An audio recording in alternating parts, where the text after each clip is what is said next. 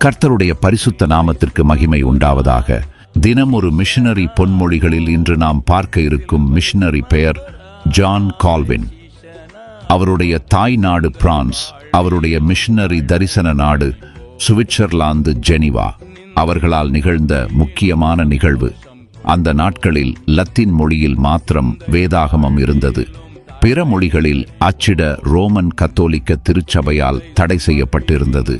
வேதாகமத்தை பிற மொழிகளில் அச்சு இடவும் ரோமன் கத்தோலிக்க திருச்சபையில் சீர்திருத்தம் கொண்டு வரவும் முக்கிய பணியாற்றியவர்களின் இவரும் ஒருவர். இவர் அந்த நாட்களிலேயே சட்டப்படிப்பு முடித்து இருந்தவர் என்று குறிப்பிடத்தக்கது.